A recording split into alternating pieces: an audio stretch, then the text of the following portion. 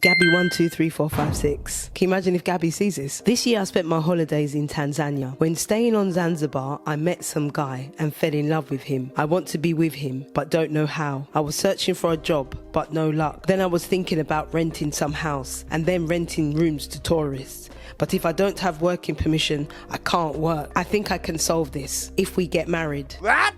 Can I come to Tanzania with ordinary visa, get married and then stay there? It's a problem because I don't have a lot of money, just something to start small business, and he's really poor.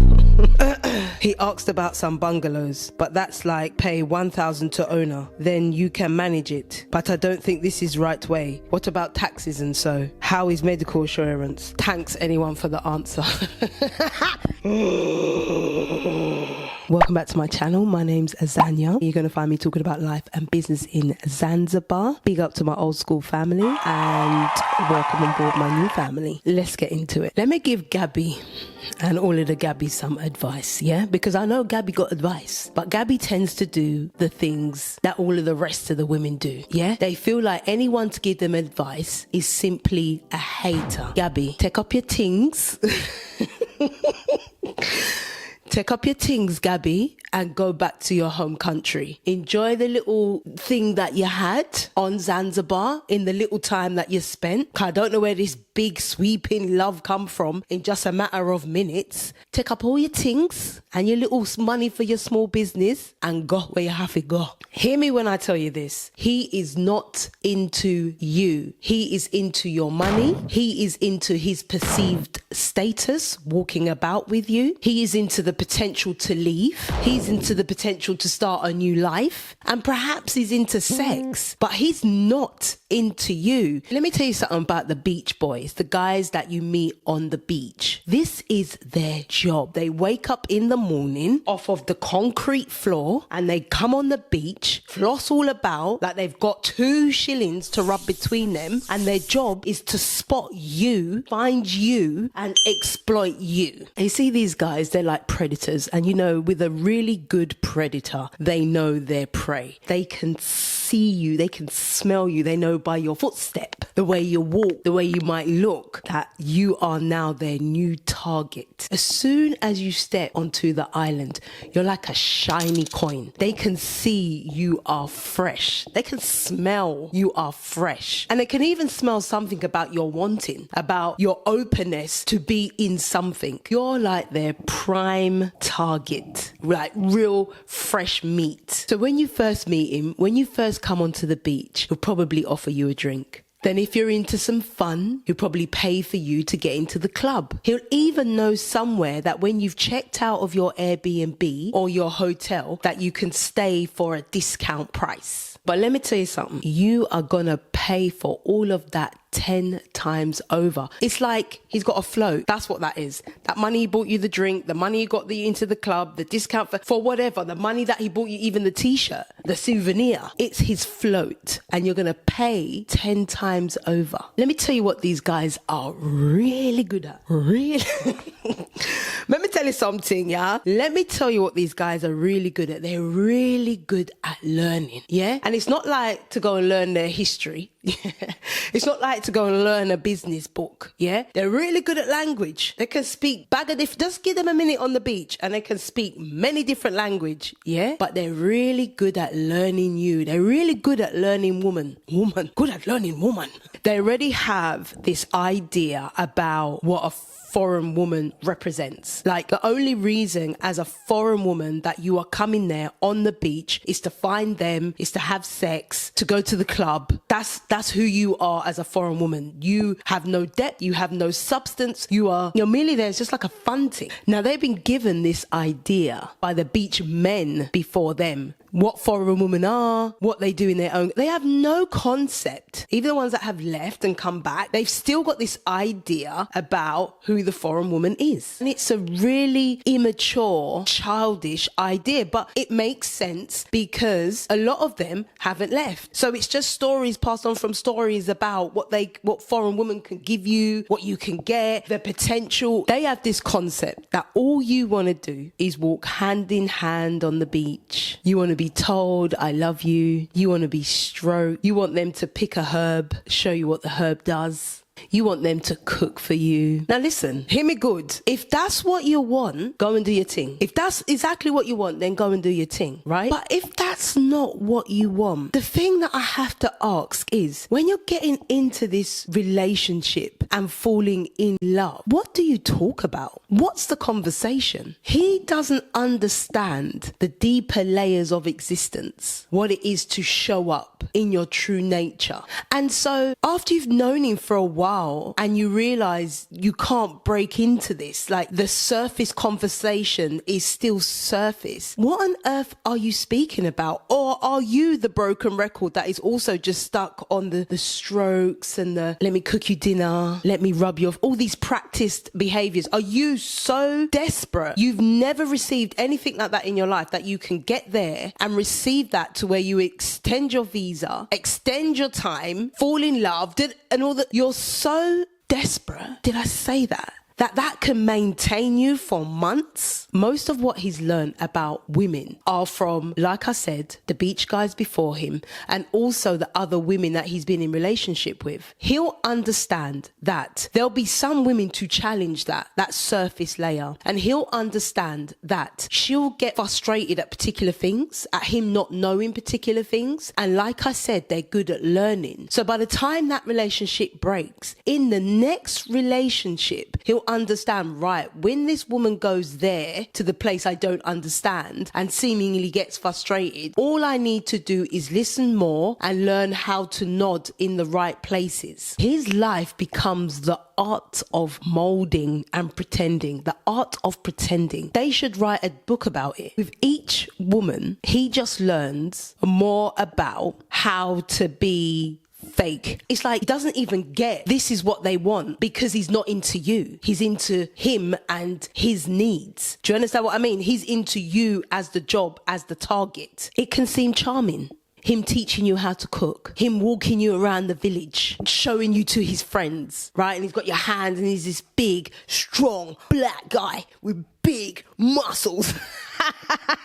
But let me tell you the absolute saddest part to all of this. We are all in on the joke. Yeah? We are all in on the joke. That is you. Because last week it was Leah. Then it was Shadia. This week it was Gabby. And next week it's now you. And he walks up and down proud in the like it's the same person, right? As soon as you've flown off to go and take a loan, to go and decide how you're going to get back, there's a new one waiting. Yeah? A new one. It's probably the next one that come back. He got you on rotation. And we are there just watching. We are there looking. And some of these guys are quite violent, you know. And I know you know some of you. Some of these guys are quite violent. And I think the saddest thing, and I know I said that was the absolute saddest, but you can't be told. Because the minute someone will come and tell you, like, no, it's not. You think everyone's hating on you. You think, oh, they don't understand. Like, love at first sight is possible. How about you were open to the idea of love before you came? Because where you came from, the guys weren't guysing. The guys weren't giving you any of that attention. So within your subconscious, that's what you planted. You planted that this is what I want. And just like that, you show up on Zanzibar and you got what you wanted. Listen, the game is the same. He gonna show you his land with the half-built house. And he gonna tell you, I just need such and such money to finish it. He gonna take you to his mum's house where the floor needs tiling. And he gonna pull up and she gonna cook you a nice meal and look like the cutest little mum. You're gonna see him give money to the local beggar and the beggar really thank him. You're gonna see a guy that the whole town loves. He's gonna be on a, hey, yeah, my friend. He's gonna be on all of that. But here's the truth. That land, that house, the bricks, the whatever has been purchased by the woman before you and the woman before her and the woman before her. His mum's house could have been tiled and furnished. The amount of women that have come to the house and seen, and then issue money to his mum. And to the beggar, that's his brethren, that when you've gone, he gonna be sitting Manchester drinking while they laugh and joke at how much money you're about to send him via telegram. Yeah? They're going to drink away your $50, okay? And everyone that he's saying hi to, he don't know them from a slice of bread. He knows that they're in town. He knows that they're around. And that, hi, no one don't like him. No one don't like him because he's giving everybody else a bad name. And actually, that behavior is disgusting and everyone sees it. But we ain't in a position to say anything to him. We're not getting involved in that. We can only hope that you have got some type of intelligence to see, like, what is this really?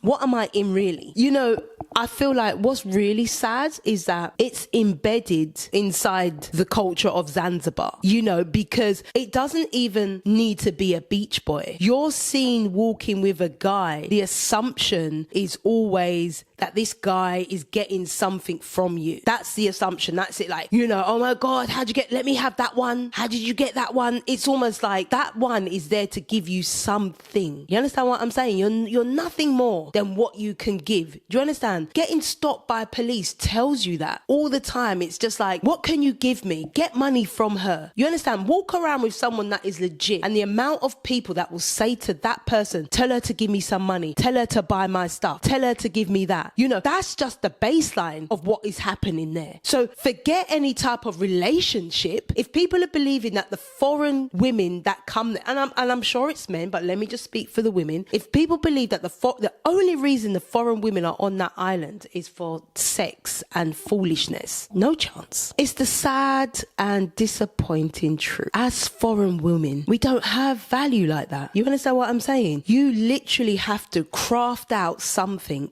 and force your value. You understand? It's like, even if you do craft out a business and so on and so forth, even with your business, you're still seen as the cash cow. You're still seen as the person that's going to pay way more than anybody else. You are there for what you can do for them. It is never about what they can do for you. So if you're so caught up on a foot rub, on a little stroke, on a beach walk, then you need to rethink what you need and what you want from a relationship, because you're not going to spend the rest of your life on the beach, someone rubbing your foot. Find me one man, find me one man with a level of depth and breadth about him, and I'm going to give you a free night stay at 227.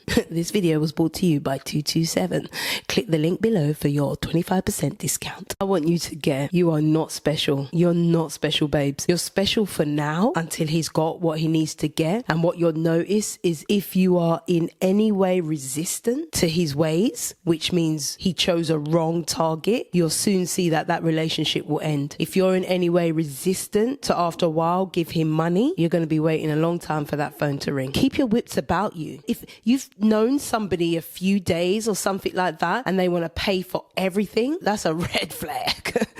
That's a red flag, because they ain't got it like that. They do not have it like that. So don't be so naive. This is not the West. Yeah, he ain't got it like that. But there are women being drawn in and exploited and leaving that island with zero. Okay, they're coming on the island with thousands and they are leaving with zero because they honed in on one of them. Something was so missing from their coherence that they managed to zoom in on one of them. There's this thing that was being said and probably still said, okay, we just don't hear about it, that all black people look the same. Now, one of the things that really gets me, these dry-head beach boys, seriously, these dry-head crack-out looking beach boys, what is it? What are you seeing? You mean to tell me they look like the good, clean people from Zanzibar, the ones that have work? I don't understand. I see them. They look dusty. Their eyes, they're smoked out. They're the ones on the beach that are going to say, you want to go sunset cruise? You want weed? You want crack? What are you sometimes I'll be seeing them walking with the tourists and I think, look at him. He's dusty. What does he look like he's got for you? Seriously, you'll be in any other country and you can tell someone that's dusty, but you get to Zanzibar and you can't tell that he's dusty. So that offends me, because I think, so you think that dust looks the same as this guy over here, you know, and then you see they're laying down having babies with the dust. I'm confused.